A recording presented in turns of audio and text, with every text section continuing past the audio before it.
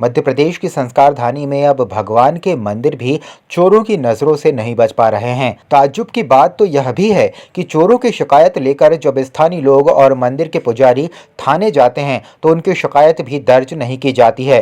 ताज़ा मामला जबलपुर के तिलवाड़ा थाने से 1 किलोमीटर की दूरी पर स्थित भैरव हनुमान का है। बीते 5 माह के भीतर 7 चोरियां हुई हैं।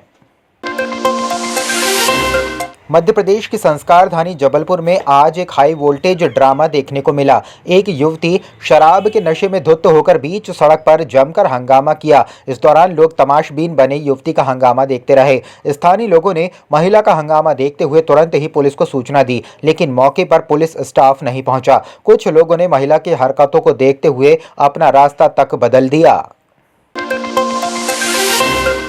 जबलपुर में बारिश के मौसम में शहर के कुछ इलाकों में बिजली गुल होने की शिकायतें लगातार मिल रही हैं। बिजली गुल होने से लोगों के घरेलू कार्य और त्योहारों पर असर दिखाई दे रहा है। लोगों की इन्हीं शिकायतों को लेकर जबलपुर पूर्व क्षेत्र के विधायक लखन घनघोरिया द्वारा मिशन कंपाउंड में स्थित MPEB कार्यालय का घेराव किया गया। बिजली विभाग के अधिकारियों का कहना है कि लोगों को जो समस्याएं हो रही हैं उसको शीघ्र ही दुरुस्त किया जाएगा। जहाँ तक मेंटेनेंस की बात है, डेफिनेटली बारिशों में कुछ तकलीफ़ें होती हैं। हम लोग, हमारी टीम दिन रात मेहनत कर रही है। कुछ एक जगह लापरवाहियाँ भी हुई है और वहाँ सख्त कार्रवाई की भी गई है। और आज ऑलरेडी मैंने ये घेराव के ऑलरेडी हमारे 2 दिन से जो पेपर वर्क चल रहा था, आज सुबह से कुछ सख्त कार्रवाई वैसे ही हुई है। तो उसमें जो गलतियाँ हैं उसको हम स्वीकार करते हैं और जो हम युद्ध स्तर पर काम करेंगे कि ये जो बेहतर से बेहतर सप्लाई दी जा सके। बारिश के समय में बिजली ट्रैप होती है, ये सच बात है, लेकिन महकमा मुस्तैदी से लगे तो हम समझते सारी चीज़ों पर रोकथाम हो सकती है। मुस्तैदी से महकमा नहीं रहता। भरे त्यौहार में ये तकलीफ बहुत हुई है।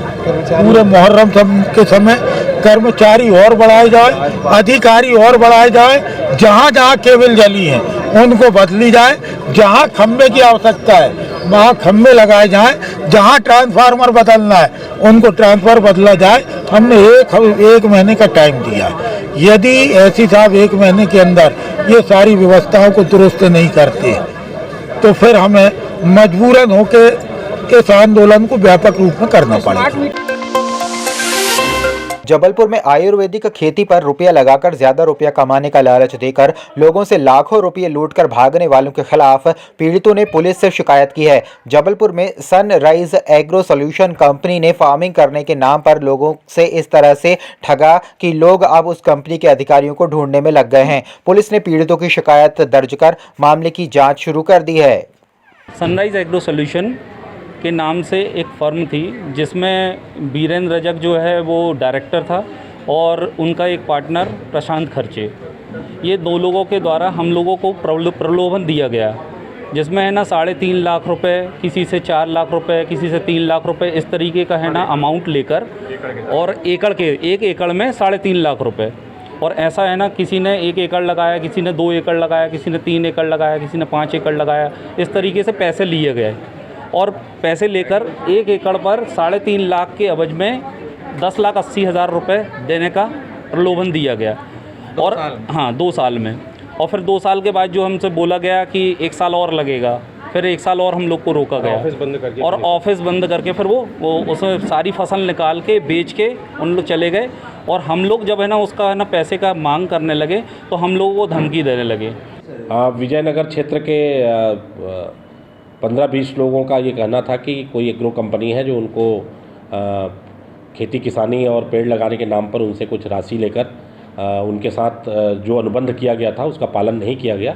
अब ना वो सामग्री दी जा रही है, ना पैसा लौटाया जा रहा है और मांगे जाने पर उनके द्वारा ख़राब व्यवहार किया जाता है। इस तरह धोखाधड़ी की एक शिकायत आज जन सुनवाई में उनके द्वारा दिया गया है। थाना प्रभारी विजयनगर को इसमें तत्काल वैधानिक कार्रवाई करने हेतु निर्देशित किया गया है।